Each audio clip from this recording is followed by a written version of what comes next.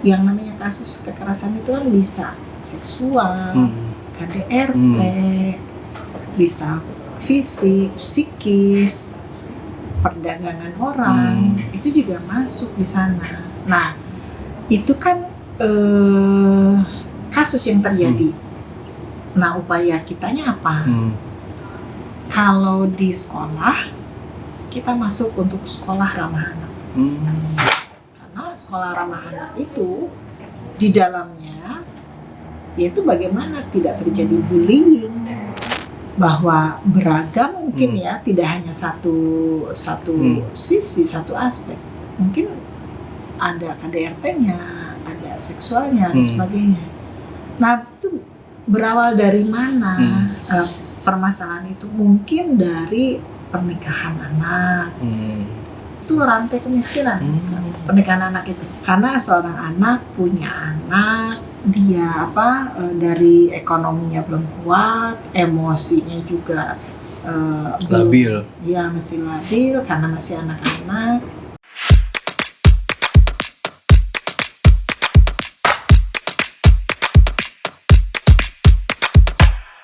Selamat berjumpa kembali dalam tayangan podcast Radar Banten. Sekarang kita sudah bersama Kepala Dinas DP3 AKKB Provinsi Banten, Ibu Siti Mahaninina. Kayaknya kita sekarang ngobrolin masalah perempuan dan anak. Nah, Provinsi Banten sendiri melalui Dinas DP3 AKKB ini adalah salah satu tupoksinya bagaimana membuat perlindungan terhadap perempuan dan anak. Nah, seperti apa sih program yang ada di dinas ini? Kemudian bagaimana program-program yang lebih mendekatkan terhadap perempuan dan anak? Langsung saja saya sapa Ibu Siti Mahaninina. Selamat siang, Ibu. Selamat siang. Aduh, makin glowing aja nih kayaknya. Alhamdulillah, karena ada lampu. Iya, karena ada lampu sorot kamera, guys. Bu, ini kan banyak banget tupoksi program di dinas ini gitu kan. Tapi kan sesuai namanya ada program-program yang bersentuhan dengan perempuan. Nah, perempuan ini kan selalu sensitif nih Bu ya. Bagaimana memang kodratnya harus dilindungi terutama oleh kaum laki-laki. Nah, dinas ini sendiri ada tidak sih program bagi perlindungan perempuan dan anak terutama dari tindak kekerasan? Terima kasih ya Mas Adit.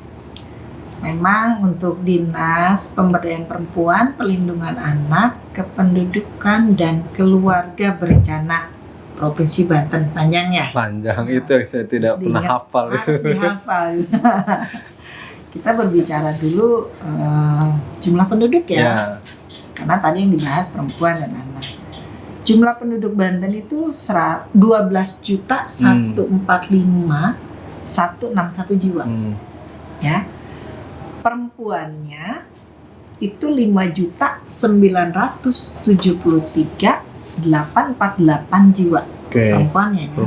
Laki-lakinya 6.169.313 jiwa. Nah, jumlah anak berapa? 3 juta sekian. Kalau perempuannya 5 juta setengahnya, anak-anak 3 juta adalah sepertiganya. Berarti perempuan dan anak itu ya hampir. Iya, berarti masyarakat Banten produktif ya Bu. Artinya yang diurusnya itu ya betul-betul memerlukan urgensi.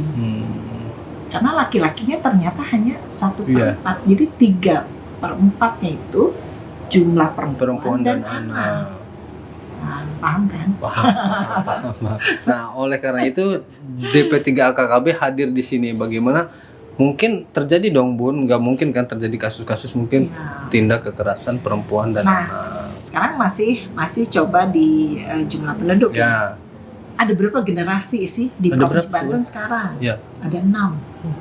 Nah, ternyata mulai dari generasi kita, ya maksudnya generasi out lah gitu ya.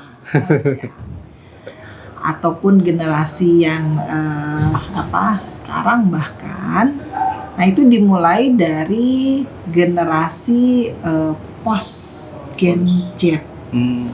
Jadi ada generasi Z, ada generasi milenial, ada generasi baby boomer. Nah, ini terbagi-bagi. Nah, sekarang bagaimana generasi Z ini? Ya, diperkirakan usianya sekarang mungkin sampai dengan 7 tahun, dan dia itu lahir anak internetan istilahnya. Oh, yang terbaru itu post-gen namanya. Post-gen. Jadi sampai dengan 7 tahun sekarang. Nah, generasi Z-nya post-gennya aja 13%. 13% ya. Untuk generasi Z-nya itu 27%. Nah, lahirnya itu untuk generasi Z sekarang itu 8 sampai 23 tahun. Berarti tahun 99 sampai 2014. Kalau Mas Adit mah zaman generasi apa berarti, Bu? Generasi, saya masih 25 tahun. Saya tuh masuk ke sudah mulai masuk ke baby boomer 54, 55. Oh, kira saya baby boomers itu justru generasi yang baru lahir sekarang. Oh, ternyata bukan ya. Mas Adi tuh milenial. Mungkin 20. Nah, rentangnya milenial tuh 17 ya, Bu nih? 25 sampai 25 sampai 39. Sampai 39. Ya. Nah, jadi sekarang ini kebijakan pemerintah untuk di dinas kami saja itu generasinya lumayan. Generasi saya generasi awal baby boomer, masuk ke generasi milenial, masuk ke generasi Z. Jauh. Begitupun masyarakat. Jadi generasi Z, generasi internetan, lahir di internetan.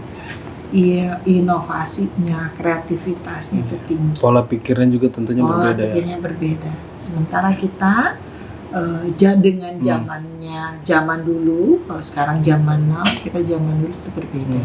Untuk mengejar literasi digital juga harus butuh percepatan juga.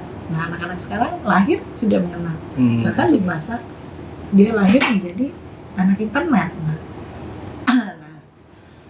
sekarang kalau berkaitan dengan kita kaitkan perlindungan terhadap perempuan dan anak, ini menjadi bagian penting.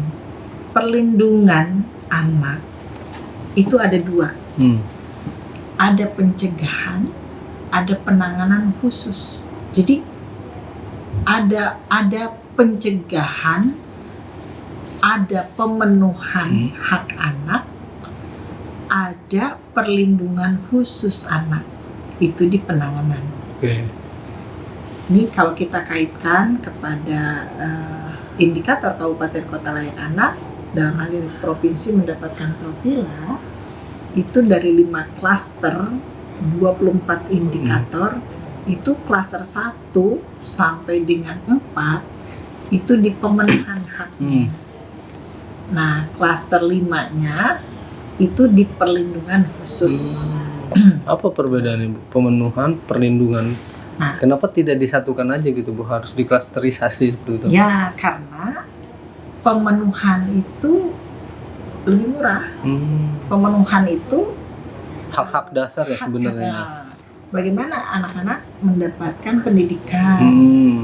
Bagaimana anak-anak ini mendapatkan hak sipil?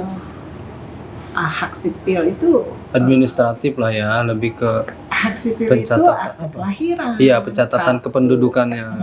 KIA itu termasuk di situ hak sipil ya? Iya, hak anak. Kesehatan. Kalau tadi berkaitan dengan perempuan dia sama.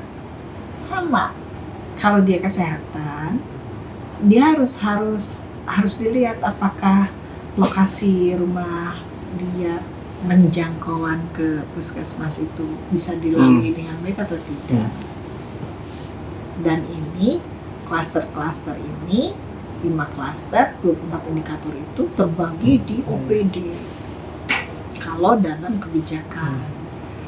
Nah, sekarang yang harus melakukan ini 4 pilar tadi, mulai dari pemerintah, masyarakat, lembaga dalam hal ini, akademisi dan sebagainya, termasuk dengan media, swastanya, ini menjalankan itu.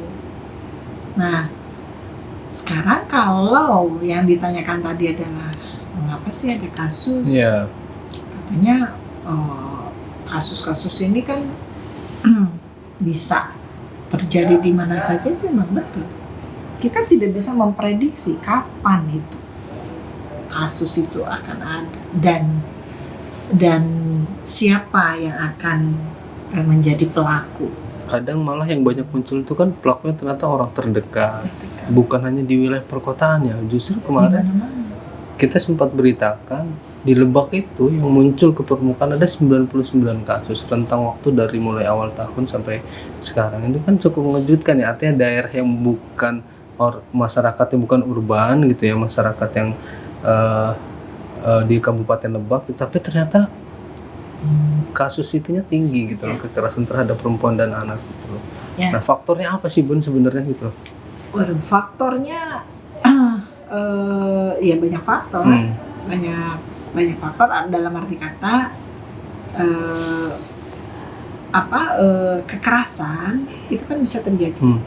Yang namanya kasus kekerasan itu kan bisa seksual, KDRT, bisa fisik, psikis, perdagangan orang, itu juga masuk di sana. Nah, itu kan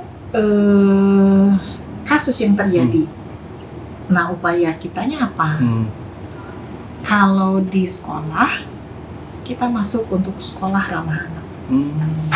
Karena sekolah ramah anak itu di dalamnya yaitu bagaimana tidak terjadi bullying. Nah, bullying itu masuk di situ, kekerasan anak. Bullying termasuk salah satu perundungan lah ya itu ya. Ya bagaimana senior memperlakukan adik kelasnya. Kita masuk di sana upaya adalah sekolah ramah anak. Sekarang kalau permasalahannya tadi bisa terjadi di Pompes, kita masuk di sana. Pompes yang ramah anak. Aspek kesehatan, kita masuk bagaimana puskesmas ramah anak. Jadi ada indikator-indikator konvensi hak anak itu yang kita ajarkan. Bagaimana tidak ada diskriminasi, bagaimana juga terlindungi, nyaman, aman. Nah, ini menjadi bagian dari penyelenggaraan yang harus kita lakukan. Nah, sekarang kalau misalkan terjadi tadi kasus-kasus yang ada itu TPPO dalam arti kata aspek ekonomi, berarti ada upaya untuk memenuhi terkait dengan bagaimana peningkatan ekonomi. Jadi pemerintah di sini ya harus hadir untuk menjawab permasalahan-permasalahan yang ada di mereka. Nah, sekarang kasus yang tadi disampaikan bahwa beragam mungkin ya, tidak hanya satu sisi, satu aspek. Mungkin ada KDRT-nya, ada seksualnya dan sebagainya. Nah, itu berawal dari mana permasalahan itu? Mungkin dari pernikahan anak. Pernikahan yang anak terlalu itu dini gitu maksudnya ya? Ya, itu rantai kemiskinan. Pernikahan anak itu. Karena seorang anak punya anak, dia dari ekonominya belum kuat, emosinya juga labil. Ya, masih labil karena masih anak-anak. Mau mendapatkan pekerjaan juga ijazahnya terbatas. Dari aspek reproduksinya, kesehatannya kurang. Nah, itu potensi akan terjadi kekerasan, potensi kemiskinan. Sehingga salah satu mencegahnya adalah bagaimana mendeklarasikan stop perkawinan anak dari berbagai unsur. Batas minimalnya sekarang berapa tahun sih? Kalau revisi, kalau nggak salah ada undang-undang baru ya? Ya. 19 tahun ya. 21 tahun. Iya. Jadi ya sudah matang. Kalau sudah di atas itu sudah matang. Iya. Karena ya itu kalau belum matang emosinya juga terganggu. Nah, kalau dikaitkan sama penilaian kota provinsi layak anak, Bun. Nah, itu sudah dilakukan sejak kapan kita penilaian itu? Tentunya kan dari sekian aspek yang dinilai, ya kan, sampai Provinsi Banten mendapat penghargaan tidak mudah dong tentunya kan, banyak seringnya didatangi dari tim penilai dari pusat sehingga Banten ditetapkan layak menjadi provinsi layak anak. Nah, seperti apa prosesnya itu, Bun?